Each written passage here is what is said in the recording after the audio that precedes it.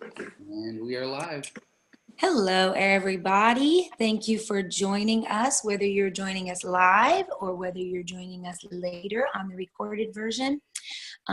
We are just a bunch of friends who have known each other for a long time, and we want to encourage each other in health, and we want to encourage you to be as healthy as you can because we have a lot to do for God. And would you read for me 3 John chapter 1, verse 2? Beloved, I wish above all things that thou mayest prosper and be in health, even as thy soul prospereth. I want you to prosper and be in health as your soul prospers.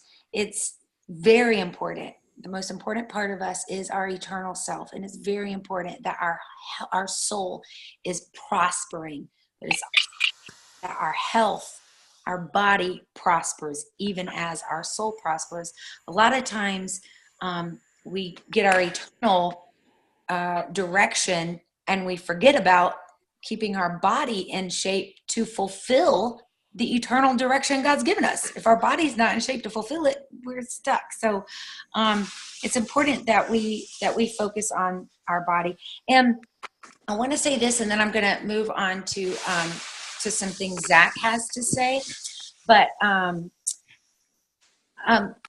we don't have any, let's see, I'm trying to think of something that we do or do not do because God said do this or don't do it. But when we look at the Old Testament, when God was giving the law, he got very detailed about the dietary law. Now, I know that right now today in the New Testament church, we don't live by Moses's law, but God cared about what the children of Israel ate. God cared about what they put in their mouth. And he didn't care for their salvation's sake. He cared for their health's sake. He knew if they were eating a bunch of junk food all the time, they weren't going to be able to do what he needed them to do. So he said, don't eat shrimp. They're garbage eaters. Don't eat pigs. They're garbage eaters. Do eat this. Do eat that. I mean, he was very detailed when he told Moses how he wanted his people to be. So I don't want to make it a salvation issue, obviously, but I don't want to ignore it either. I want us to be aware of what we put in our mouth and what it does to our bodies. We are tomorrow, I'm going to be doing a video call with Lloyd Squires. Our church loves him because of his children's ministry. We love what he's done for our own kids for multiple generations. And his health got in a really bad way. I remember hearing him talk about gout.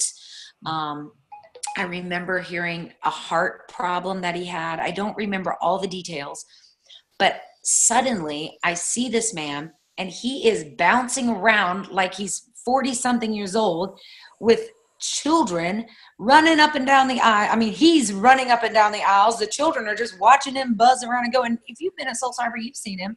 And he fixed his health with prayer and nutrition. We're going to interview him later. But for tonight, we're going to talk about various kinds of food. Zach?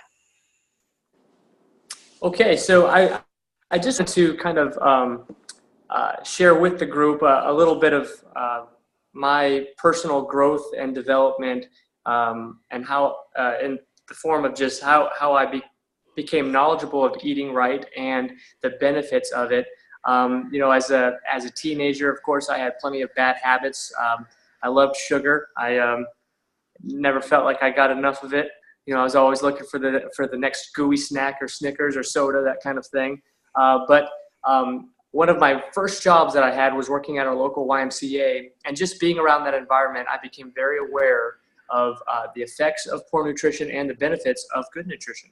So I just want to share with you a few things from my life, and then I hope that they are relative to you and that you can gain a little something from it. The first thing, one of the first revelations that I had was that I was dehydrated more than I thought I was. I thought, most people think, and the only time that they, the only time that they drink is when they're thirsty.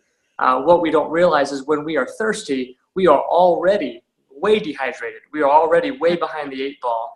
Yep. And actually, proper hydration, besides doing something intravenous like at the hospital, takes a good 48 to 72 hours. You will Yes. not become hydrated with just that 1 gallon of water challenge that we do sometimes. We see it on social media. That doesn't hydrate you. I mean, it takes a good 48 hours to, just like as if you were to get a B12 shot or something intramuscular, that kind of thing. It takes a while to absorb. Yeah. So I began to start my day as a teenager at 18 years old. I would start my day as soon as I got up with a glass of water. The revelation was that aha moment was I started to realize that when I slept for 8 hours at a time, I started to think, okay, I do not eat and I do not drink for 8 hours. At what point during the normal waking hours would I starve myself of 8 hours with no food and no water if I was up and about for 8 hours? And I would not do that. So that being said, that kind of reality, that aha moment hit me where I was like, you know what? The last thing I do before bed and the first thing I do as I get up, no matter what the repercussions are, if it means I wake up in the middle of the night, then so be it. Like, you need to hydrate. You absolutely need to hydrate. So I began to start off with a glass of water just to kind of get myself going, and I felt so much better just with that.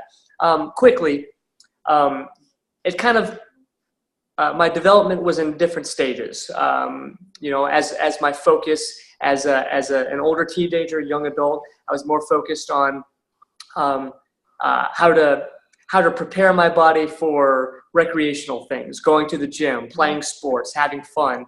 And I knew that in order to do that, I needed to drink water, and I needed to I couldn't have sugar. I dealt with a little bit of a adolescent sugar problem, that kind of thing. I would go up and down, and I'd feel really nasty if I had a bunch of Mountain Dews and Skittles and candies and then try and go out and do something. But as my focus turned from gym time and playtime to work, I became even more focused on it, and began to realize that my body would do better if I woke up and if I had like a protein, a big meaty protein first thing in the morning, something that would carry me so that I could work longer and perform better, that kind of thing. And then like if I wanted to go out and do something strenuous, carbs afterwards. So I naturally started to develop these habits and just through trial and error of, I would try something and that wouldn't make me feel good. So the next day I would try something else, and that like all of a sudden I was able to work for 3 hours without needing a snack break, or 4 hours without needing a snack break, that kind of a thing.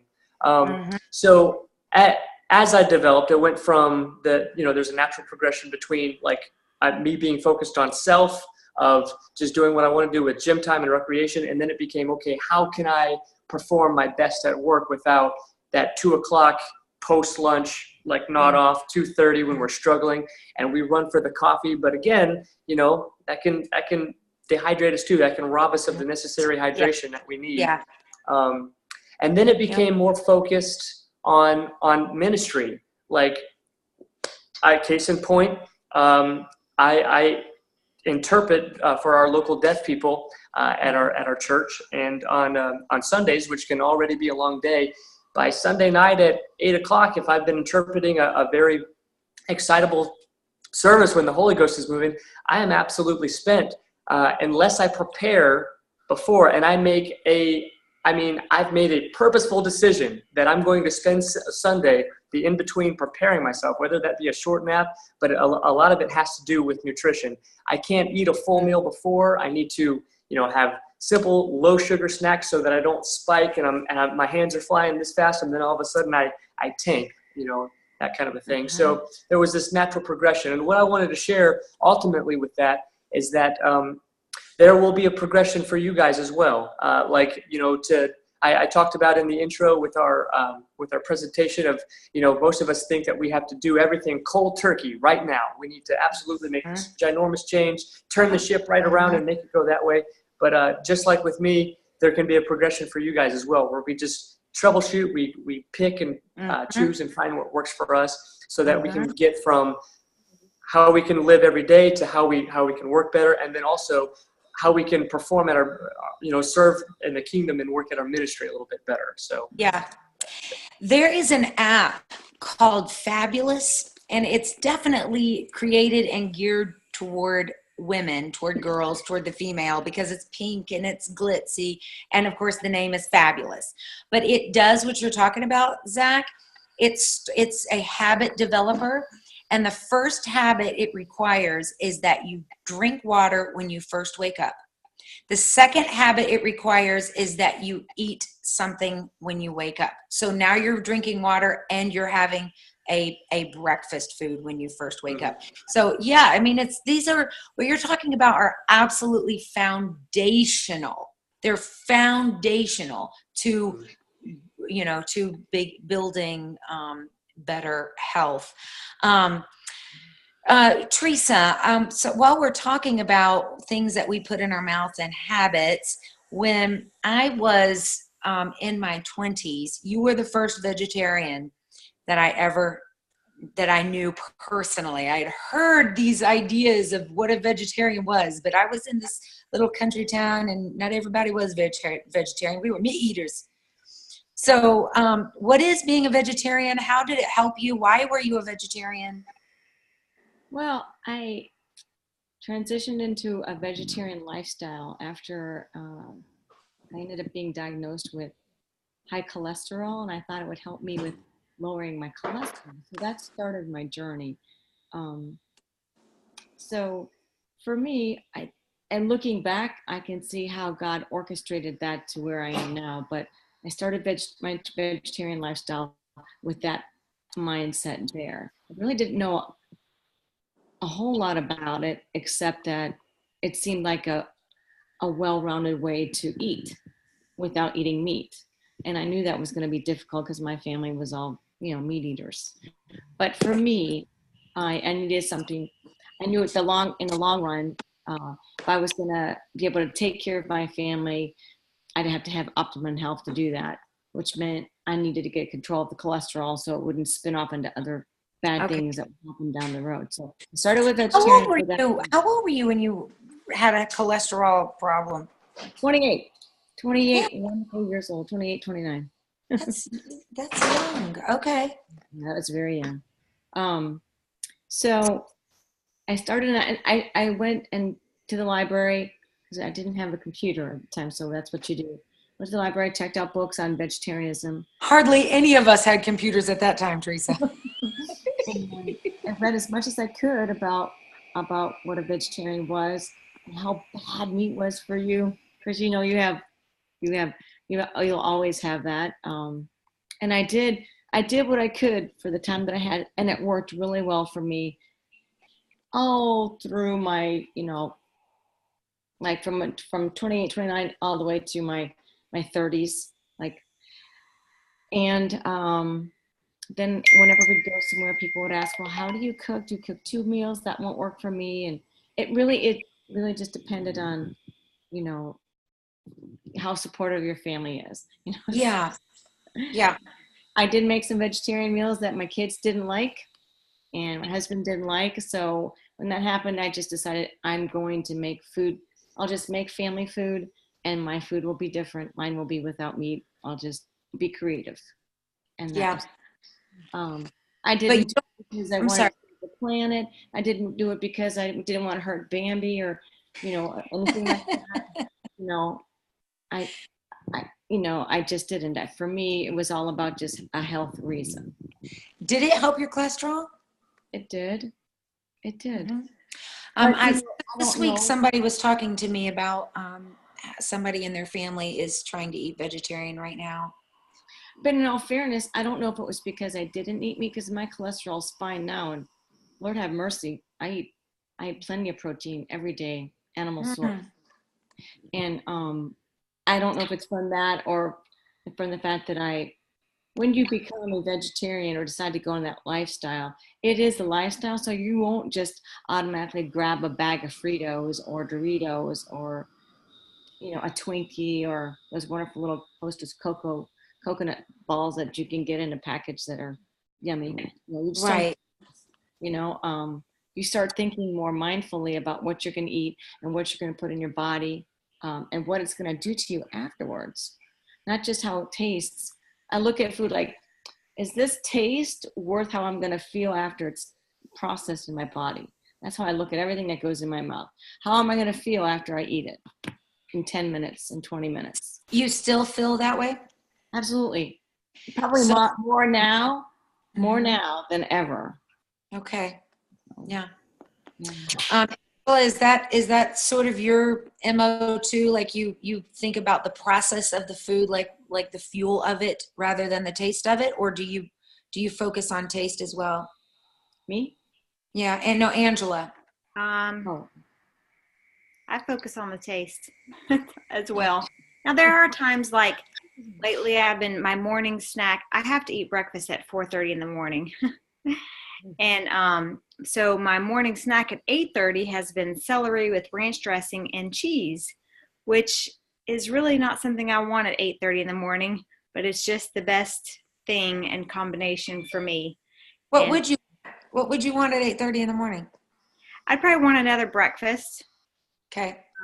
But for being at work, it's just not feasible to happen. Mhm. So convenient. I do a lot of things out of convenience. I do a lot of things so that I can carry my food with me and it's available. Mhm. So, but yeah, I think a lot about taste. Teresa, I know you like things to taste good too, but you're just thinking of the donut. You're thinking of the just no, because. I mean, I like the ooey gooey caramely. I like, Mhm. I mean, like as far as like how it feels in your mouth. I made some brownies out of coconut flour because I wanted chocolate, something that would like melt in my mouth. Right. So I had to Google a recipe and find a one that was sugar-free, dairy-free, all things that I don't eat, but still tasted good and would satisfy that that just comfort, chocolate comfort food. Yep. So, You know what? If it tastes, this is how I feel because, like, there's nothing that I eat. Well, there's 99% of what I eat that my kids find appealing in any way, shape, or form.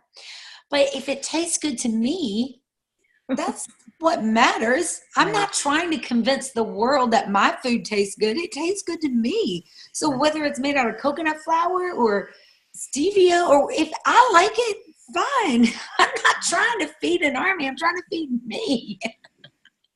Yeah. Yeah. All right. Something that is being spoken a lot right now, and I'm really enjoying hearing the excitement because anything that excites people to do something together. First of all, I love the togetherness, and secondly, it's an automatic win and success. Is Trim Healthy Mama. Now, I think the only thing I dislike about it is the name because it insinuates that it's a way to eat for women, mama.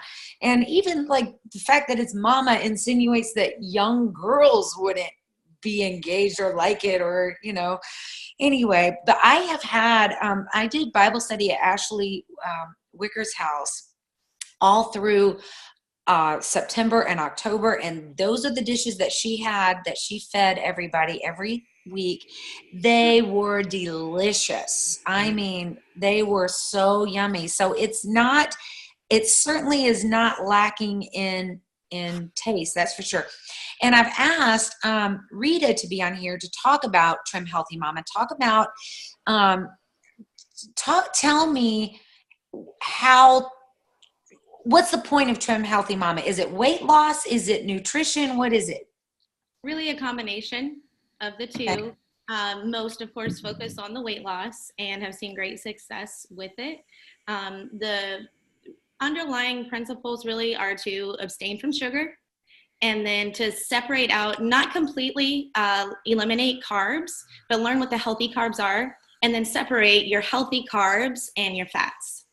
One of my favorite things that you just said is learn what the healthy carbs are, learn what the good fats are, when I was a teenager, I did a fat-free diet. And if it had any fat in it whatsoever, it did not go in my mouth. Wow. Oh my word. I had friends who were losing hair, losing fingernails. Yeah. So learn what the good carbs are. Yeah. I like that. I eat it. You like what? Fat? Is that what you said? I like that. I eat it. Yeah. Absolutely, me too. Okay, so I've heard something about Rita, like with Trim Healthy Mama. First of all, you don't even have to say what the recipes are. Let me just tell everybody the recipes are delicious. Eating with these recipes will satisfy the whole family. It doesn't taste like diet food. It's not Weight Watchers. It's fantastic. So that's covered. We don't have to talk about recipes. Tell me about, like, I know there's something about like waiting between, like you have a carb and then you wait a certain time before it. Explain that. Okay. Really, whether it's whatever type food you are eating, they try to get you to eat in about 3-hour intervals. But, if you can't quite make it, 2.5 would be all right. But that would be, you are wanting to separate out the types of fuel is what they're calling it, depending on whether that is your meal that is higher in fat, or if it's the low fat, higher in carb meal. You definitely want those separated a little bit more, about every 3 hours. So that way you're not stacking the fuels. And then when you have fats and carbs, you're going to gain. Yeah. Okay. Yeah, I like that. The fuel, food, I feel I learned for myself that food is fuel and it's not entertainment and it's not a therapist. Right. Food is fuel. It's not entertainment. We pair it with movie watching, or we pair it with working on the computer and mindless eating, but food is fuel. It's not entertainment. Right. And when we're sad, it's not our therapist. Yeah. All right. So what other, does anybody else have questions about Trim Healthy Mama, or Rita, do you already know what people kind of question that you could just put the answers out there? Really, it's, there's a lot you can get. I would recommend the plan book. They have a book that you could read. There's a chapter about every type of fuel. But really, at first, people think it's kind of overwhelming. I don't understand this. I can't. But once you just dive in and try it a little bit, you can catch on very quickly. It's about food freedom. You're not counting things. You're not trying to, once you get it, you get it. And then you learn to eat until you're full and keep things separated. And it's really great. That's what I like about the THM, is that you're satisfied, like you forget to eat every 3 hours because you're not hungry. And the different fuel types, like you can choose the fuel type that's more like a Weight Watcher type meal, or you can choose the fuel type that's more like a keto or an active type meal, whatever you're in the mood for, as long as it's every 3 hours, in between. So how long has your family been eating whatever cool initials you just said, Trim Healthy Mama? I started dabbling in THM back in the beginning of 2016. Actually, I think I got kind of serious about it. Then I did that for a few months. Then summer hit, and I'm a teacher, so I was off for the summer, and I was eating with my kids and got off plan. So I gained a little bit back there, but ultimately I've lost about 30 pounds and kept it off doing Trim Healthy Mama. Have some more that I'd like to lose, so just keeping on.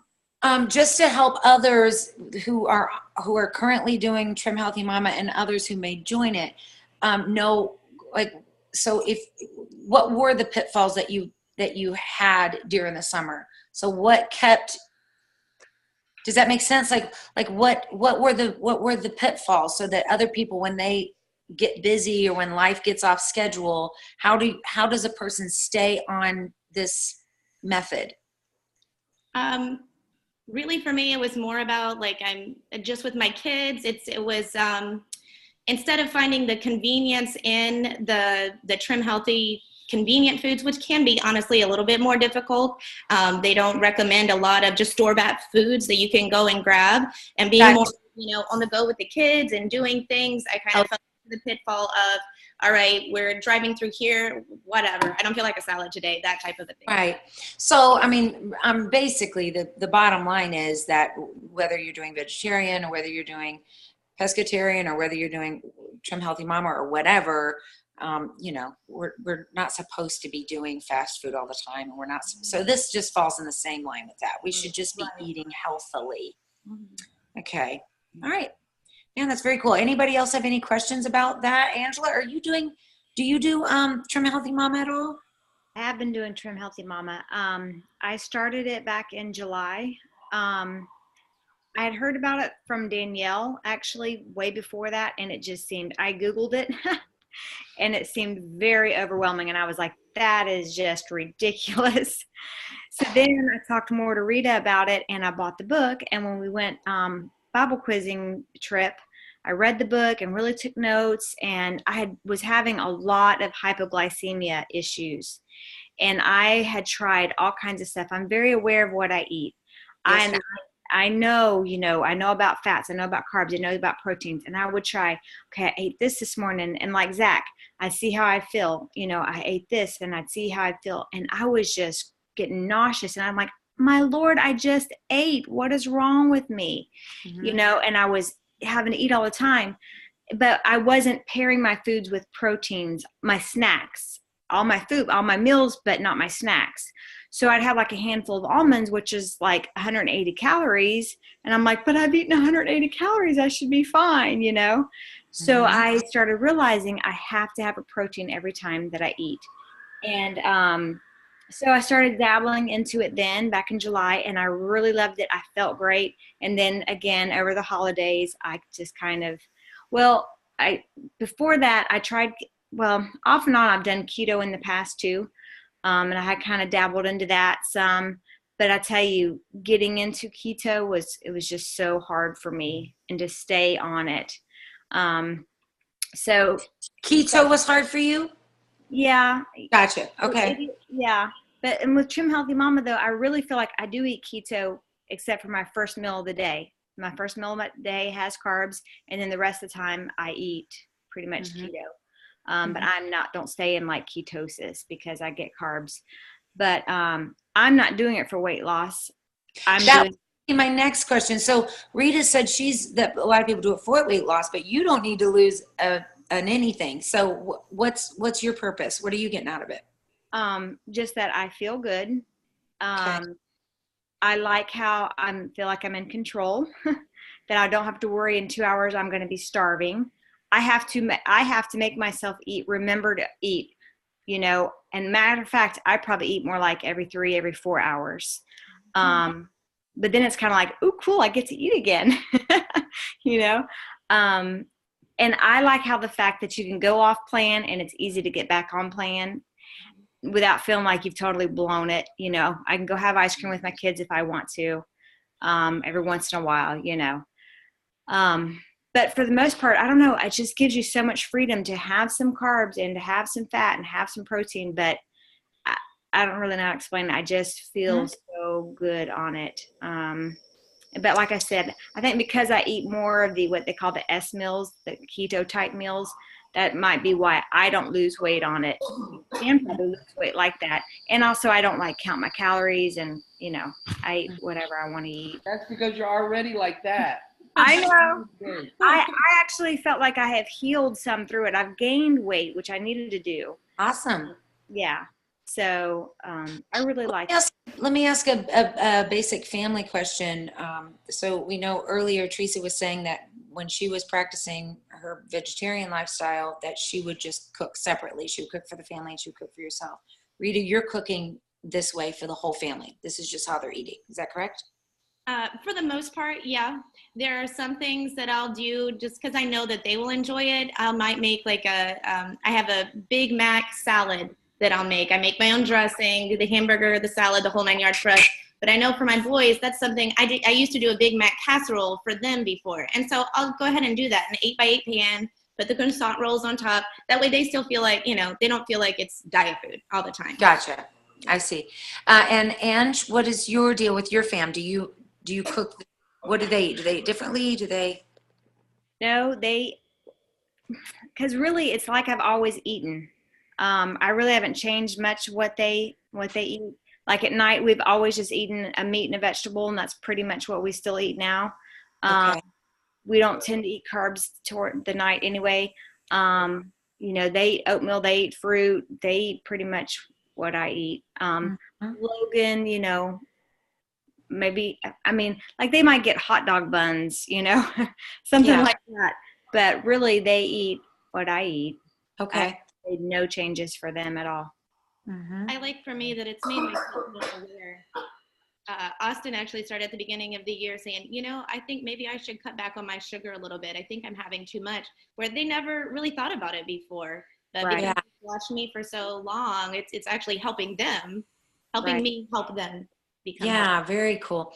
I need to, of course, I'm going to interview, Chad, make it for me to try to interview Patricia Eason. She's got a cool nutrition, a story about how their nutrition change helped their health a lot, helped their ability to function. Well, I kind of was hoping to get into some other things. Like I wanted to talk about what Sister Billingsley is doing. Teresa, what you're doing right now is like you just said, like you love fats. You're eating fats, and can you get it? Is it something to talk about in like 3 minutes, or would you rather save it so you can kind of explore it more in another conversation? Either or, I'm good. Like I'm not. It depends on what you want. Like, Yeah, is it like, tell me a little bit now, and then we'll get into it deeper later.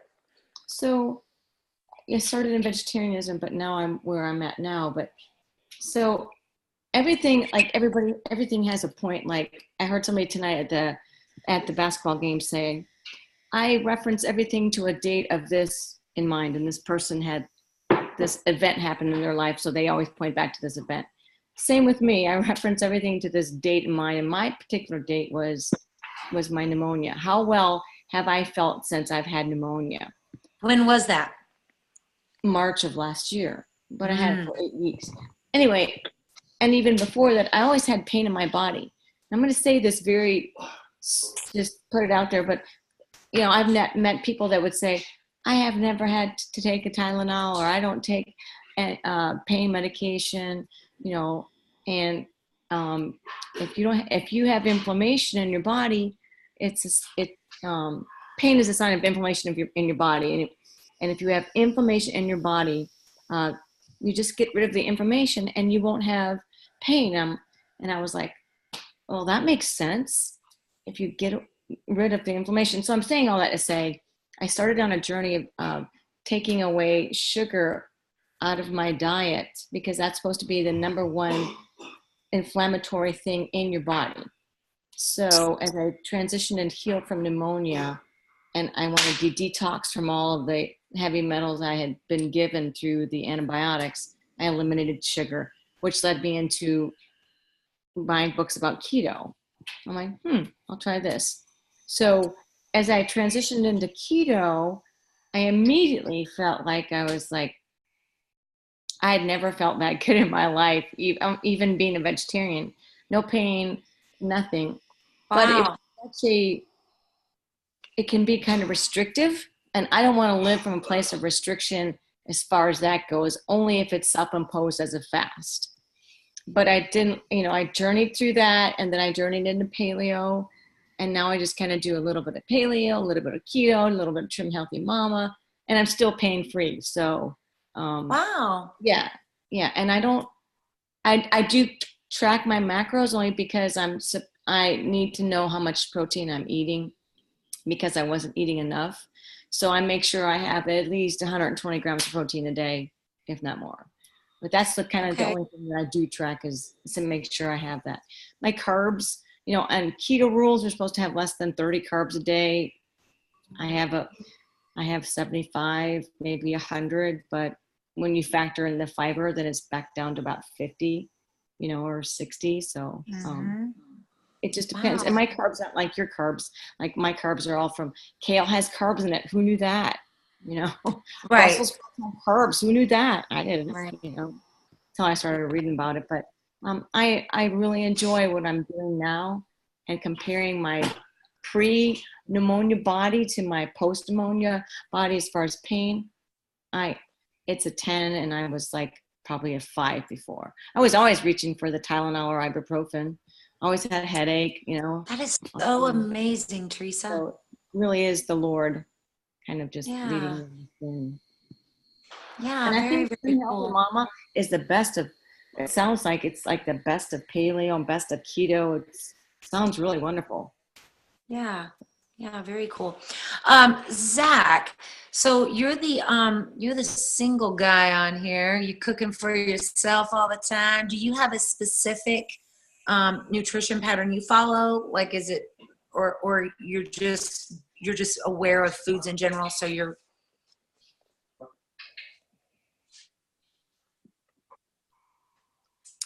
I'm not hearing. Yeah, no sound. Chad, I'm not hearing that. There we go. All right. I was made aware of the food groups when I was, well, basically whenever my mother, Teresa, went vegetarian. And for about the last 12 years or more, I can open a cupboard or a fridge and basically I see things for their nutritional value. I mean, I'm sure other kids while eating their cereal in the morning read comic books or books. I looked at nutrition facts on all the cereal boxes. I could tell you how many grams of sugar are in the can of Sprite right now. I know how many sugars, carbs, everything. That's just what I do. That's stuff I read anyway, I would read it all the time. Anyway, which is a really cool inspiration to moms, by the way, to hear you say that. That's very cool. Oh yeah, I mean because she made it normal. She talked about it. She lived it, and just like with Austin, like, you know, we have these thoughts that, you know, whatever you make normal in the home becomes normal, and so it's kind of neat, and that I guess goes across on all different platforms. But but as far as like what do I do? I know so basically, you know, when I do my weekly grocery shopping, I have a forecast. I kind of see what lies ahead for the week, and then I basically, if I'm going to be on the run a lot, I'm not a meticulous meal planner, but I do like a kind of gross, like big picture kind of thing where I know that if I'm going to have a strenuous physical week and I'm going to be out, then yeah, it's going to be basically like a meat vegetable kind of a deal at night, like a chicken and sweet potato or a chicken like and a green, as opposed to if I kind of can relax and that kind of thing, I might do a pasta or a potato or something heavier, that kind of thing. So there is a little bit of meal prep. Actually, for me, the most important thing for me, because you know you're always going to eat dinner, and you can choose to be healthy when you do your dinner shopping, and you know, because whether it be chicken or beef or pork or whatever, you can set that aside and you can choose to cook it in a healthy way and use olive oil instead of, you know, whatever else kind of things. But the snacking thing, those fuel stops to kind of like, or to refuel and stuff, those are, I feel like, what get people in a lot of trouble. And I have made that a point of emphasis in my life for about 2 years now. I've made it a point that there's not going to be any more 2 o'clock way up here and then 3 o'clock down here, you know. So choosing things with a whole lot less sugar in it, high protein blends, high fiber blends, a lot more water. I like to switch it up. I do a lot of fresh fruits, bananas, granola, a lot of high protein type granola and stuff like that. But as far as I do like to switch it up. I do like to have a little variety too. Yeah. Very, very cool. Well, I am very encouraged to listen to what everybody has to say about food. Let's see. Let's see if anybody has questions about anything we've talked about already. Is there anybody on here that has questions about eating vegetarian or? I already have the first question. This is for anybody who's on the call right now. Chad, how do you want them to know? How are we going to know who to unmute? Well, I have them all unmuted right now. I'm not sure. I can't see a whole lot of people. They can't lift their hand and let you know? Well, they all have their cameras turned off. Oh, gotcha. Well, maybe what you could do is you could mute them and can they text you? Can they message raise you? their hand. They can do the raise hand thing. On the app, you can raise your hand. Well, if anybody has questions, we're going to try to see if we can figure out how to answer your questions. But my first question is, I don't know how to pronounce Paleo. Please help me. No. Paleo.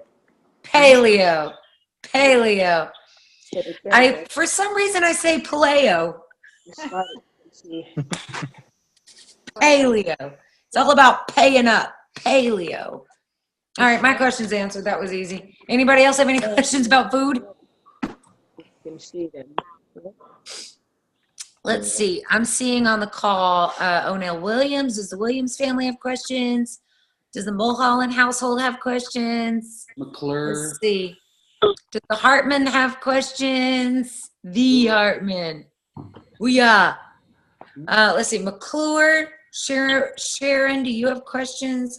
Is this from Marcia? I need my glasses on. I have 3 dial-ins, so I don't know who they are either. Lynn, do you have any questions? And then I see 1, 2, 3 phone calls. I don't know if you guys have questions. Anybody have comments, experience with these things? I don't have any questions or anything. I obviously stay in decent shape because of my job requirement. But I noticed a lot this past year that I just been getting tired a lot, and I chalked it up to most of my diet. I snack a lot. I pretty much eat whatever I want to because I work out a lot. So That's what I was going to ask. How do you balance it? You balance it by working out? yeah, pretty much. I'll just work out like crazy. When I'm at work, I try to work out like 2 or 3 times when I'm on shift. And then I try to work out at least once, sometimes twice a day. So between cardio, lifting weights, and then like CrossFit stuff. But I just noticed I've been getting tired, and I kind of just chalked it up to all the unhealthy snacks that I eat and like the fatty stuff, because I was going, it's convenience, that the kids going to the drive-thru, and that's all we've been doing is drive-thru. Wow. So for the last 3 weeks now going on there, I've been kind of prepping all my meals on Sunday.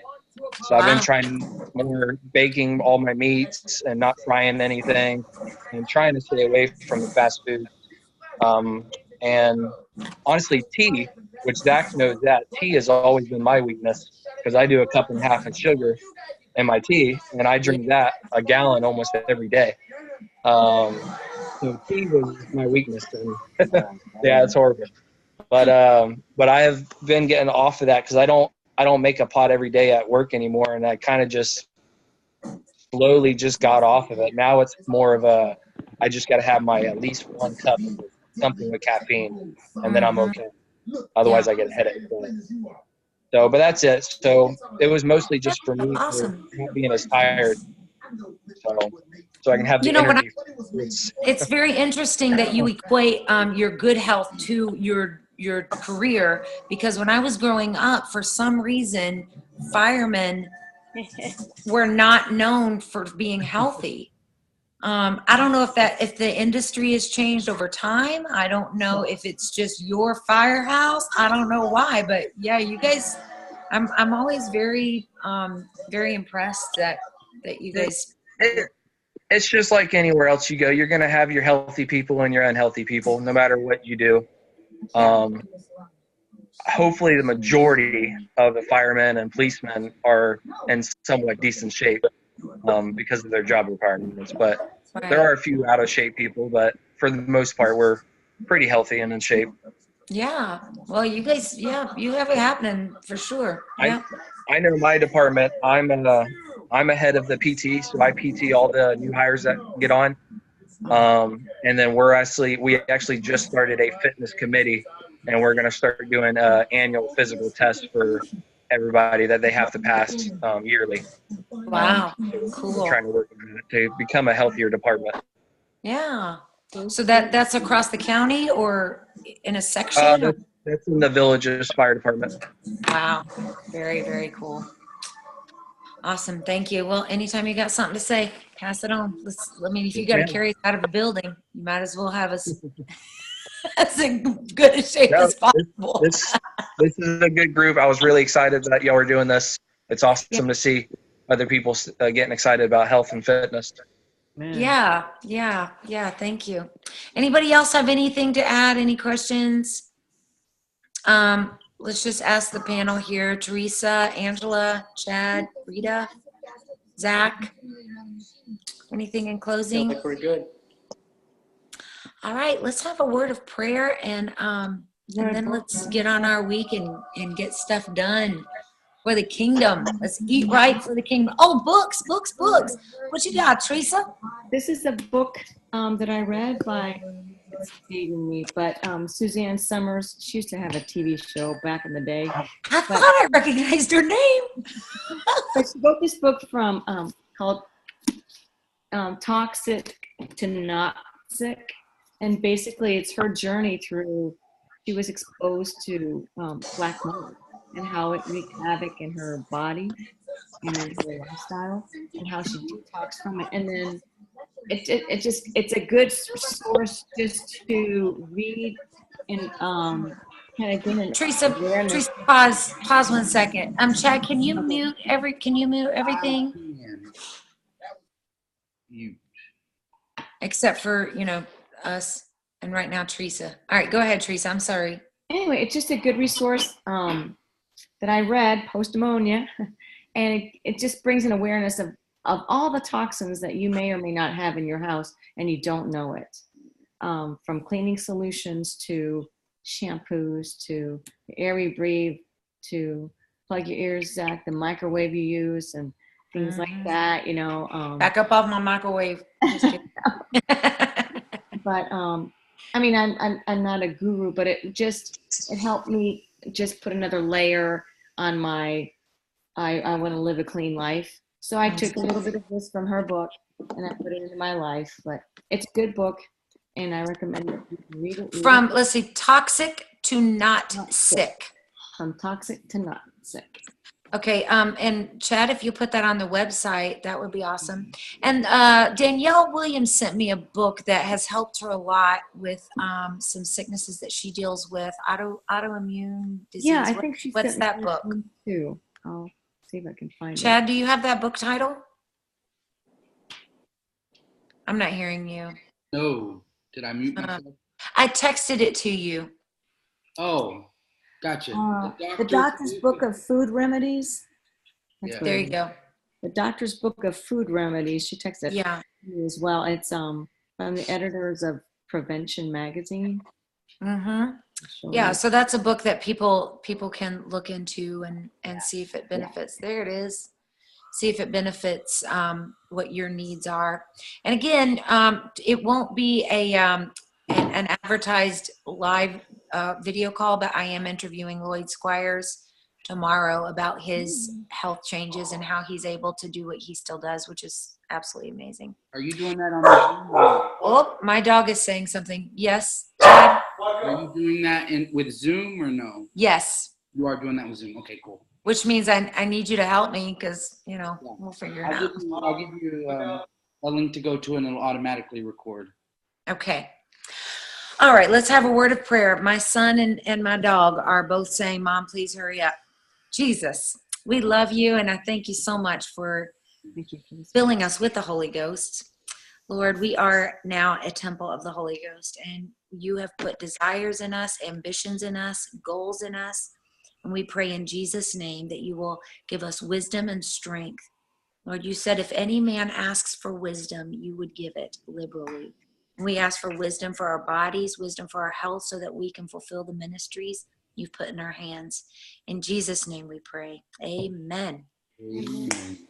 All right, I love everybody. Thank you for taking time to be on the call. Sleep good, Angela. 4:30 comes early. I know. Bye. Thanks, everybody. Bye-bye.